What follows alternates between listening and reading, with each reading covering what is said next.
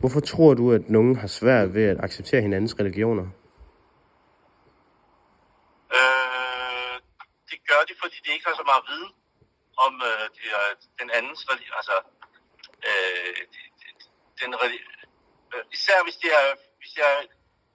de har hørt om en masse fordomme, altså hvis de har en fordomsfuld tilgang, som skyldes, at de er blevet fejlinformeret i pressen og i de bøger, de måtte have læst, eller deres omgangskreds, som har sagt en masse negative ting omkring en anden religion, så kan det være årsagen til, at man har en meget negativ tilgang.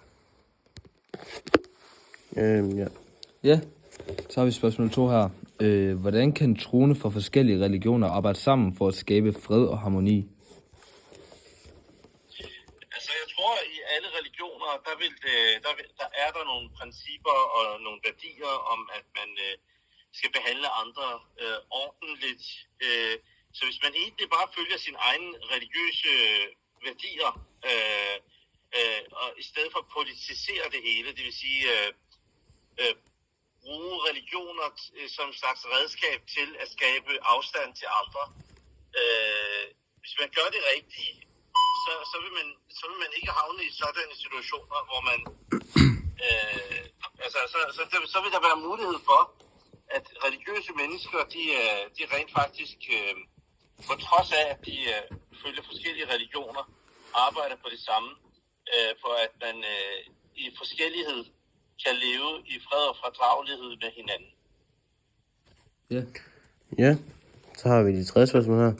Og det lyder sådan her. Hvad er nogle principper fra Koranen om at håndtere konflikter mellem de her forskellige religioner?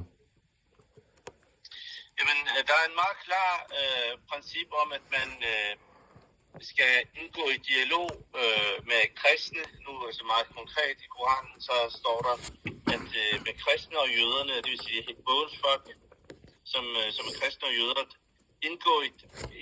tale med dem på bedste vis, og fortælle hinanden, hvad I er enige om. Og fordi i stedet for at fokusere på, hvad man er uenig om, så fokusere på det, man er enig om. Det er det, der ligesom er princippet i Koranen. Ja. Ja.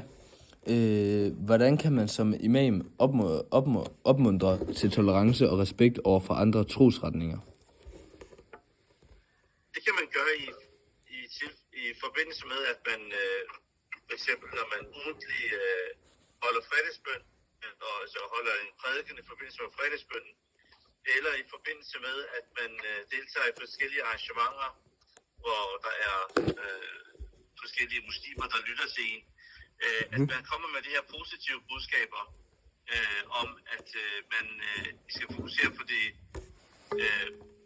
på det, der ligesom forener os, i stedet for at fokusere på det, som adskiller os, når vi ser på, altså i vores omgang med andre folk fra andre religioner. Ja. Men perfekt, så har vi lige det sidste spørgsmål her, og det lyder sådan her. Hvilke fælles værdier kan islam og alle religioner bygge for at formindske spændinger imellem hinanden?